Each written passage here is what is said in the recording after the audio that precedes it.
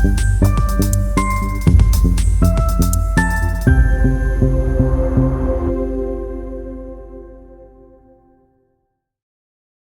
this month's Nest Builders Parent Education Talk. I am Danielle Hunter, the Director of Education here at the Nest Schools, and I'm really excited to bring to you today's topic. Today, we will be exploring the principles of conscious parenting, along with practical strategies to parent with mindfulness and intention. This talk is truly designed to help you and your child grow together in a shared journey of discovery and connection. For today's talk, I've got a true expert here with me. I've got Nicole Hammed from Empowered Connecting. Nicole, welcome and thank you for spending this time with me today. Hi, thanks for having me. I'm excited to be here.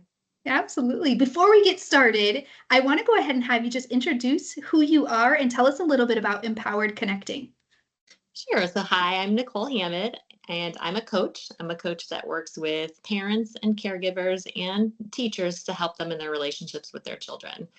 And so, a little bit of what that looks like is with families, we will look at different skills that might be needed that parents can use. And we also look at challenging situations that might be happening and come up with strategies on how to approach those. Um, but along with all those things, I'm also a mom. I have two kids of my own. So I am very familiar with how much immense energy it takes to really put into raising these little ones. It certainly is a big and important job. Well, I am so excited to dive into today's topic. Excuse me. Really think that it relates to all parents, that we're all doing this hard work together. So let's get started. And before we get to the strategies, which I know we'll talk about some great ones, I want to kind of go back to the very beginning. So tell us a little bit about what exactly is conscious parenting and how it differs from traditional parenting. Yeah, definitely. So with conscious parenting, when we talk about traditional parenting, I think a lot of us have been taught to look at behavior with kids from a lens that either it's good or it's bad. Children are making choices and they're either behaving well, they're behaving good, or they're behaving bad.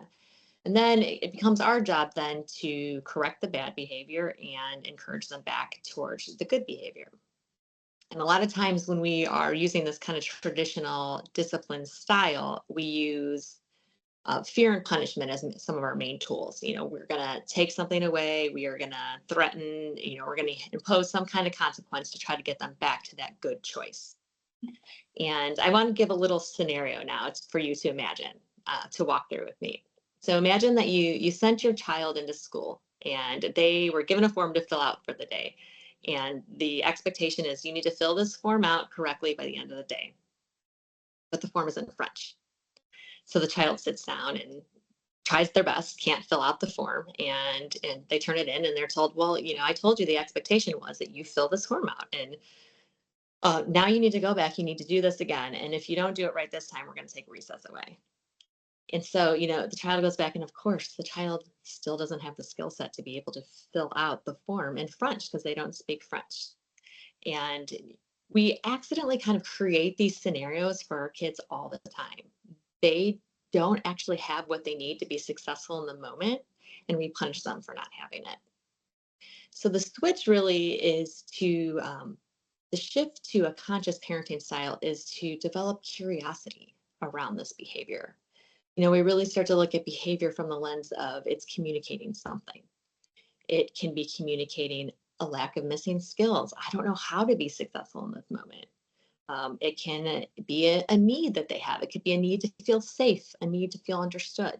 And it really helps us look at what's happening in their brains and bodies so that when we do respond to them, we're responding in a way that's a lot more effective. Yeah. Instead of just with the goal of stopping the behavior, it helps us really transform the behavior. Absolutely. Sorry, go ahead. I was just going to say, and then as part of that, in order to do that, we take a look at ourselves. So we take a look at our own reactions to what's happening in the moment, what we're feeling, what we're reacting to, and how that's contributing and influencing what we're experiencing as well. Absolutely. Yeah. Parent reaction sometimes it's oftentimes a huge part of what unfolds next, which can be really hard, can definitely be really tricky. Talk to me a little bit more about how conscious parenting really impacts the overall development of a young child, with particular emphasis probably on that social emotional well-being. Yeah. Well, conscious parenting is really aligned with something called secure attachment. And secure attachment really is the foundation of how children thrive. It is how we teach them emotional intelligence. It's, when we have secure and safe foundations in our environments, that's how we're able to learn. And with, secure attachment, children really do learn how to manage their emotions. And then that contributes to them being able to empathize with other people, uh, Mhm. develop healthy coping mechanisms over their life on how to deal with difficult situations, and really builds resiliency into themselves and their ability to form positive relationships. So the more that we, sort of anchor into these principles, it's not just for the short term in that 5 minutes when things are hard. It's also supporting the long-term growth and security of our relationships with our children. Yeah, I love that you say long-term growth, right? Long-term, lifelong skills they're Yeah. going to need at many, many milestones and points in their life, certainly. You mentioned empathy and being able to empathize in talking about how it impacts their development. Talk about what role empathy plays in conscious parenting and how it can be cultivated effectively in those parent-child interactions. Yeah, definitely. I love talking about empathy, actually. It's one of my favorite topics. And empathy, when we think about empathy, what it really is our ability to recognize and notice the experience of another person. And Mm. it doesn't even mean we have to agree with that experience, Yeah. but it's we are acknowledging that what they are experiencing makes sense from their perspective and the way that they're feeling. And when it comes to parenting, I think sometimes we get caught up in this idea that if we empathize, then we are somehow there not setting a limit. Mhm. And what you can actually do is empathize with their upset, even if it's over your own limit. Yeah. If you have a little one who wants a third cookie at the end of the night and, is really upset that they can't get that third cookie, you can both say, you're not going to have the third cookie. We're having two. That was our dessert tonight. And I know Yeah. that's really hard. You're disappointed. You were really hoping to have another cookie, and that's really hard. And by doing that and by empathizing, you're making space for them to really feel that their feelings are heard and noticed and understood. And I think that we have a tendency to want to go to the problem solving part and miss the Mhm. empathy step. And the empathy step is really important because this is, again, going back to secure attachment. This is how we help our children really feel seen and feel heard. And any adult that's really been upset and in the moment and is talking to another adult, it feels very different for someone to say to you, that sounds like it's been a really tough day. That makes a Yeah. lot of sense that this was really hard, rather than, well, I told you that this was going to be hard for you. Yeah. Feels different, right? Absolutely. Yeah. And sometimes even us as adults, that's all we need is somebody to just empathize and say, gosh, that sounds like a really hard experience you've just gone through, right? And you almost instantly feel yourself come back down and then, Mhm. work through whatever challenge. I just experienced a moment to explain empathy with my oldest this morning, who is excited about the possibility of braces after her last dentist appointment, and her younger sister is jealous. And they kind of got into that like, one felt like they were rubbing it in her face. And I said, Amelia, this is a great moment to show her some empathy. And she did. She said, what does that mean, mommy? And I said, try to understand how she's feeling, right? It's similar to how you felt when all your friends started doing that, getting braces or these, I don't know why, that's like the cool thing for her in third grade. Yeah, yeah. I said, remember how that made you feel, right? You felt a little left out. You felt a little jealous. You felt all these different things. Same situation for your sister. And it was like a light switch. She was like, oh, like she started to get it. And then they had this beautiful conversation and interaction where it would have been very easy for me to just say, knock it off, stop bickering, right? It's driving me Right, crazy. It would have been very right. easy to do that. But I love hearing you talk about that because I'm replaying that moment and just how important it was and what a different outcome we had, right? That sibling squabble started to just sort of dissipate a little bit. And I started to hear them have this more just this really unique and really beautiful conversation about what each other was feeling, right? I mean, what a beautiful gift to be able to learn how to hold space for somebody else in the way that they're feeling. And I think Absolutely. it can be done, like you said, it doesn't have to be a big, huge thing. Little statements of things like, that makes sense to me, or help me understand. Those are Mhm. really powerful words to say to a child or to an adult. Tell me more about that. And instead of jumping to the part where we want to solve it for them, or we want to fix it, or we want to give advice, just listening and saying, Mhm. tell me more about this. Help me understand what it's like for you. It's really Yeah. powerful. Yeah. Yeah. And you certainly, I mean, oftentimes you see it from a totally new lens that we were kind of missing that part, right? We all see it from different perspectives. So I love that. I think one of the things that as we're leading into this, we're talking about our role as parents and we don't always get it right, right? Right. Um we make mistakes and things like that. How can parents start to really proactively recognize and address their own triggers to start to foster a more conscious relationship with their children? Yeah, well, this is really where we find our power because and it begins with awareness. In order for us to get into a space where we can really find that pause button before we respond, we first have to know that we're already heightened to begin with. Yeah. So, the practice I talk about is just, practicing that awareness, noticing within yourself what's happening. And are you, where's the tension at in your body? What's sparking that, moment of instant frustration? And as we develop awareness around that and we're able to reflect on it a little bit, then that's where we can kind of access that pause. And I talk about the power of the pause because I think it is probably one of the most powerful things that we can do. Just taking a moment and catching it, catching your upset, and then being able Mhm. to pause before you do anything else and breathe and really take Yeah. in that breath for a couple seconds. That's going to be give you the capacity to shift and pivot into a more responsive place instead of just reactive. That Yeah. hair trigger, I told you to knock it off. And we're all going to do it. We're all going to slip because we're human. Yeah. But making this a practice of my child's having a hard time right now. That's what's Mhm. happening. We can pivot and we can then respond in an intentional way that really aligns with how we want to respond in that moment instead of just reacting out of our own frustration. So it starts with awareness, noticing, hey, you know what? The car is a big trigger for me. There's a lot of things happening. I want to keep everybody safe. I notice that when they're bickering in the car, I'm more reactive. So what Yeah. can we do to structure that time a little differently to help with that? Absolutely. And what a great way in real and relatable context to show your child or your children some true like regulation techniques and Absolutely. strategies, right? And you see like that wonder in their eyes, like, oh, mom or dad had to do that too. Like they have big feelings just like me. And it's so interesting. I always remember um, one of the first times I alluded to how moms and dads and parents and teachers and grown-ups, we make mistakes too, right? So my oldest, and I remember her being like, you do? Like, oh, you're not this perfect human who never makes a mistake. So I love that you certainly gave great context and useful strategies for parents, but the other side of that is really you're showing your child some valuable strategies too, which is also really important to see how those work in action. Yeah, they learn from how we model things and Mhm. modeling, hey, I just had a hard moment and I'm going to calm myself down and I'm going to take a breath is an absolute gift for them because they're learning. Oh, it's okay. It's okay to make a mistake. And Yeah. it's okay to then recover from that mistake. And, again, everyone has big feelings. Everybody gets really tired. Everybody gets grumpy. But what can we do with that? So taking that moment right in front of your child and saying, guys, I'm feeling like there's so many things going on right now, and I'm starting to feel a little bit upset. So I'm going to breathe.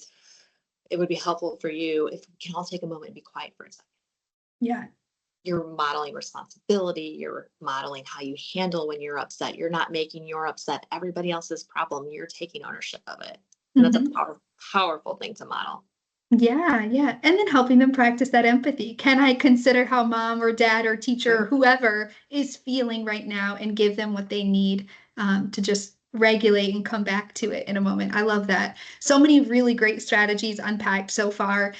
For a new parent who is looking to implement conscious parenting, what are some ways that parents can start to do this? What are some tips, tricks that you have for just beginning to implement this model? Sure. I think it's having an actual goal to work towards. So using some specific language can be really helpful. So Mhm. when you notice your child is upset and you feel that instinct to want to say, you're fine, you're going to be fine. Instead, switching out your language to something like, that sounds hard. You seem disappointed. They're little phrases, but it gives you the ability to know what to do in that moment. Yeah. If your goal is to really like be empathetic and be compassionate and notice for them what's going on, just those little practices of stopping yourself is really, really powerful of what your initial instinct is, what your urge is, and replacing it with something different. So I find like using like what language do I want to switch here? So instead of saying you're fine or Mhm. everything's fine, you can switch that with that makes sense to me that you feel that way. And thank you for telling me how you're feeling. Absolutely. I love Because that. we're really developing our consciousness around what's happening. Conscious parenting really is about developing our awareness around ourselves and our children and what's happening with our children. So to start by really just cultivating that environment of simple acknowledgement and awareness of what you notice going on with them is a big deal. Yeah, absolutely. And I love that you really broke down a manageable piece, right? And emphasize this idea of like pick a goal and start there, right? Sometimes I think, and this is with anything, right? Conscious parenting and really any new thing we might want to implement, whether it's a new uh, lifestyle habit or things like that. Sometimes we see the big picture and it can be very like overwhelming and daunting. And then we just say, we don't even start because we're like, where do we start and how are we going to get to that Right. end goal? So I love that you unpacked, start with something small, pick that one thing you want to work on as a parent and really hone in on that and then take that next step. I think super important. And I think that when we do that, when we're able to really start to pay attention and decode what might be happening underneath some of these behaviors, it leads us to the answers that we're looking for. Because Yeah. if you have a child that is feeling very anxious and the way that's presenting itself is through defiance, and we focus just Mhm. on the defiance, and we're not connecting with the fact that they're actually feeling quite unsafe and anxious at that moment. If we're just trying to stop the defiance, we're going to keep repeating that battle because the unmet need there is for the child to feel a level of safety. Yeah. But as we become curious and we start to really um, notice what their bodies are telling us, what their words are telling us, the way that they're letting us know that they're upset because they're communicating through that behavior, then we're able to see, I'm starting to notice this is a pattern. Every time that we, have to go into this new place, this behavior happens. Yeah. Then, you can start to understand, oh, it seems like this is hard for you. And when you invite those conversations, and this happens differently on different ages depending on how old the children are. You seem scared, if it's a little one. And then you start to uncover, oh yeah, it's hard to walk into a group of new friends and figure out how you fit Yeah. in. Here's how we can do it. You can hold my hand and I'll walk with you, or you can walk and I'll stay right here with you for 5 minutes until you feel ready for me to go.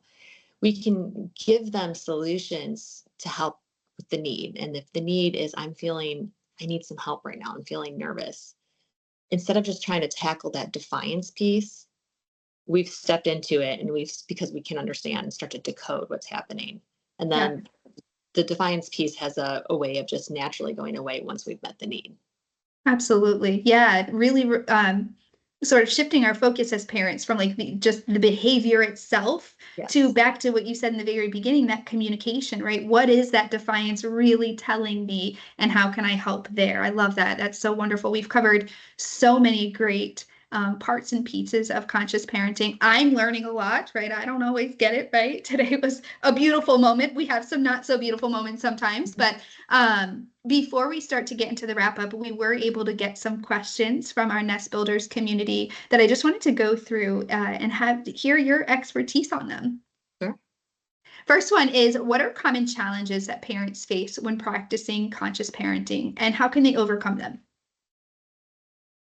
I think one of the most common challenges that comes up for people is that you feel like there's one right way to do this, Mhm. that you have to get it right or it's not going to work or you're not doing it well enough.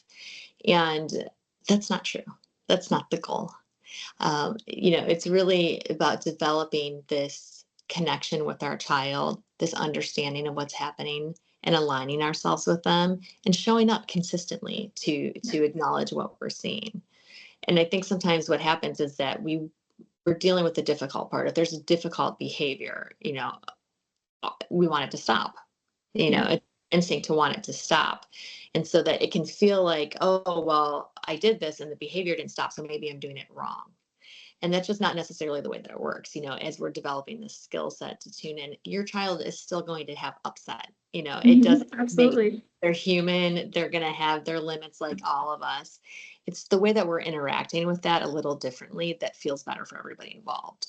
So if you've decided that without realizing it, that they should not be behaving this way, then you're feeling really stressed out about making this behavior stop. Yeah. Instead, when you understand, oh, she's telling me how upset she is right now. This is the best way she knows how to let me know that she's upset and needs a little help.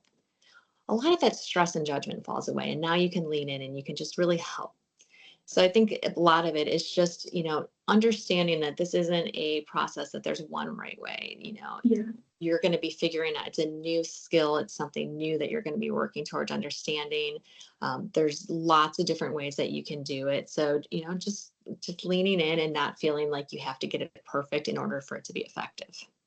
Absolutely. You mentioned in that, in answering that question, this need to be consistent, right? And Mhm. sometimes as parents, we have long and hard days, and Yeah. maybe that consistency falls off track. We have a slip up or a mistake of our own. How can parents approach their child or their children after an unsuccessful attempt at conscious parenting? Mhm. Yeah, for sure. I really love this question actually, because it is inevitably going to happen to every single one of us. Mhm. We all have our limits. We're all human. We all get grumpy and tired. And before you know it, you've raised your voice and you've yelled at your child. And that's just not the way you wanted to handle the situation. And then what do? Your child's now upset with you and you feel this sense of conflict. And I think the really important thing to understand is that when there's a rupture like that, then we do the repair work. And the repair work is really beautiful. So, in order to say to a child, ooh, mom used a really loud voice. I didn't like that. That didn't feel good. I'm sorry. I'm going to try to use a voice that sounds more like this. That's, acknowledging what just happened and doing a little bit of repair. And this is really true. This idea of repair work is it doesn't matter if your child's 2 or 22, to Yeah. be able to show up to someone and say, I really didn't like the way that that felt. I did not handle that the way that I wanted to, and I'm sorry. It's so powerful. And Yes. it models for our children so many beautiful things. I can make a mistake and I can recover with grace. Mhm. I can authentically apologize. And because sometimes parents feel like, oh, I don't know if I should be apologizing to my child. And it's sure you should, if you're modeling, I did something that I'm really not proud of. And Yeah. you're teaching them that it's okay to make mistakes and then you can apologize and the relationship is still loving and secure, and that's how we come back. So on those days when you've completely feel like you've gotten it all wrong and you've yelled and you've been the worst version of yourself, give yourself some grace and take a breath and just go back to it and say, I really wish I would have done that a little differently. I'm sorry and I'm going to try next time. Absolutely. You kind of led perfectly into what one of my other questions is, and it's all about the age appropriate way to acknowledge, describe, or explain my behavior as a parent. So, a parent's behavior and feelings to their child. Any tips on how to do that that you haven't touched on yet? Because you did hit on that a little bit. Yeah. Well, I think really just I call it like outing ourselves. I'm feeling really grumpy right now. I mean, just naming for yourself what you're experiencing and what's happening is also helping them notice when they feel it inside themselves. Yeah. And when we start to develop an understanding within ourselves and with our children what we're experiencing, it gives us that space, that pause I talked about. So Mhm. instead of I am just taken over by anger, I feel angry. And Yeah. now I have a choice of what am I going to do with the fact that I feel angry. So I think really just modeling, talking about it, being open about it. I'm really tired tonight. I feel very cranky. It helps them see, everybody has these feelings. And when they're little, you can have pronouns of faces that help really like, this is what grumpy looks like. Mhm. But what we're aiming for is we make it very, very out there when they're little so that as they become bigger and they become teenagers who are experiencing a lot of things inside themselves, they have some coping mechanisms in place. It's setting the foundation for long-term mental wellness, Yeah, to be able to absolutely. notice how you're feeling. And that process starts by making it very external. So talking to your kids and just acknowledging, you know, I felt sad today. I heard this and it really made me feel sad inside. It's that practice again of they get to see it, they get to understand it, they get to practice empathy with you, and then they get to know that it's okay for them to feel that way too. Absolutely, absolutely. You mentioned as children get older, and that happens fast. I mean, I'm only at 6 and 8, and I'm like, I can't believe I'm at 6 and 8, which is crazy. But as children get older, certainly as parents, we want to keep that open communication going. I'm Mhm. assuming, as remembering being a preteen and a teen, that sometimes that can be hard. What are strategies that you recommend for parents to continue practicing that open dialogue and communication with a child who maybe is resistant or Mhm. hesitant to do it during that time period? Yeah, well, I'd start first with really thinking about the environment that we're creating and how has it gone historically. And if we're kind of creating an environment where we're jumping in and we're giving a lot of advice and we are kind of being judgmental when we're listening, we might be creating space where they don't really want to talk about it because they're Yeah. expecting a certain reaction. So then we can kind of look to change that pattern and open it up and, in a very like neutral way, ask questions. So the first thing would be to ask questions, open-ended questions of things like, um, is there anything about your day you'd like me to know? One of the great questions that I heard one time, and use this with my kids all the time, and I think it's just so interesting that the answers that it evokes is, was there anything hard in your day that you want to tell me about? Yeah, I love that one. Yeah, and it's really interesting the things, a lot of days I'll get, nope, not really. Some days I'll get, yeah, this particular project was hard. And Yeah. I don't know if that would have been a thing that would have been communicated without just sort of leaving it open to think about and reflect. Was there anything hard in my day that I want to talk about?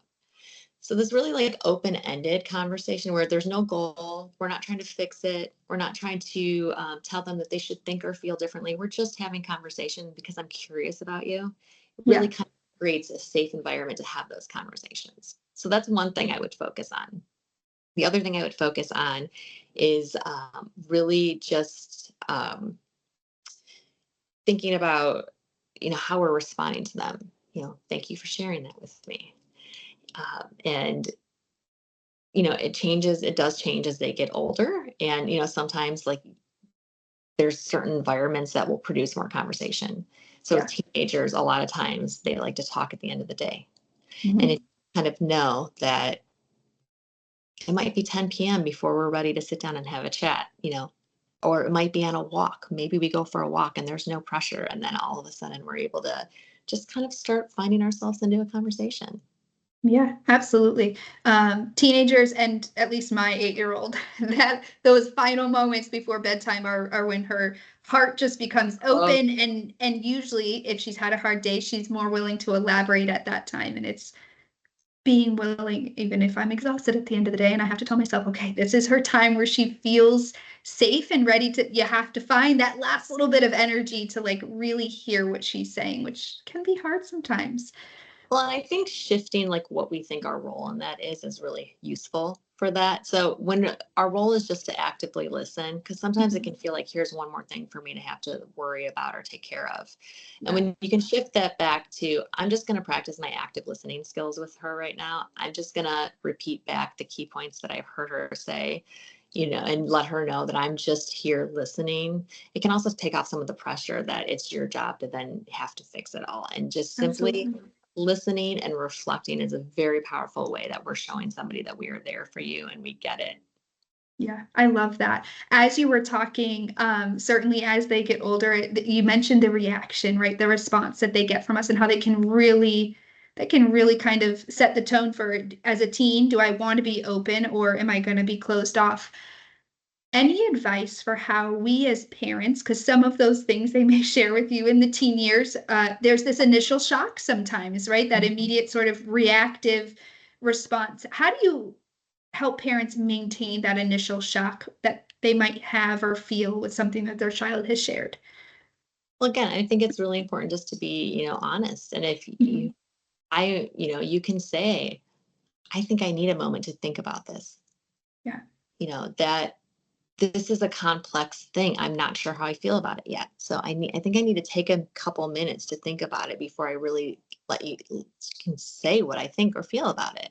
Yeah. So just when they really throw something at you and you're shocked in the moment, and you do need some processing time. Like, it's okay to say that. Like, Yeah. I don't know yet, and I don't want to tell you something that I'm not sure about. So I'm going to take like the next half an hour while I'm washing dishes, and I'm going to think about it, and let's talk after dinner. Create the space to give yourself time to be able to, again, try to find that pause and get yourself in this space of like, how do I want to show up? How do I want to respond? Absolutely. No, that's important. Yeah, sometimes just at 8 and 6, sometimes it's that initial shock where I'm like, what? What did you just say? Like, Uh-huh. and not that it's bad, but it's, I want to always lead with like, okay, let that, like, how can you just be a little bit more, maybe a little less loud, if you will, in sort of that initial shock, and just handle that a little Yeah. better. I love that. Um, my last question for you that I'm just genuinely curious about, what is the biggest misconception, excuse me, that people usually have when they first start learning about conscious parenting? Yeah, this is a great question too. I think a lot of people hear conscious parenting or gentle parenting, and what they kind of conflate from that is that in order to be empathetic, that we are no longer applying any kind of consequences or limits or boundaries to our children. And that is absolutely not the case. It is very important for our children to have boundaries and limits. And so I think there's been this misconception that's been created that, like, oh, well, now we're just, worrying about their feelings. And I can't always worry about their feelings because they have to learn. And that's true. They absolutely have to learn. So we're not talking about the fact that you should give away your goals of them learning new behavior, are new ways to behave in the world. It's just how and when we give them that new skill to learn. And if we're doing it in the moment when they are very upset, they can't really hear you anyways. Yeah. The learning parts of their brain have gone offline, and we're in our upset part of our brain. And even what you want to accomplish in that moment is not going to be accomplished. So we're really not talking about throwing away consequences, throwing away limits. It's just waiting till they're in a regulated state, moving them through their upset, being with them in that moment. And then when we're in a calm state, we can say, hey, you know what? That really didn't land well for me the way this went. So we need to do some problem solving now. How can we manage this situation differently next time? So there is no, so that's the misconception, I think, is that, oh, now we're just going to worry about their feelings and throw away everything else. And no, that is not true. It is just when and how we're doing it to be the most effective and support the connection and relationship that we have. Oh, I love that. I love that. That's really important. Nicole, I cannot thank you enough for sharing with us today, for being so gracious with your time, your invaluable insight, your strategies, your wisdom, your expertise. I know I took away many moments as a parent, so I'm sure that our community of nest builders, those watching, also did the same. For anybody who's interested in learning more about empowered connecting, or scheduling a coaching session with Nicole, head on Yeah. over to her website, empoweredconnecting.com. And certainly make sure to check out all of our Nest Builders episodes, previous and upcoming ones, on our website, thenestschool.com. And I will see everybody next time. Thank you, Nicole. Yeah. Thanks. Bye.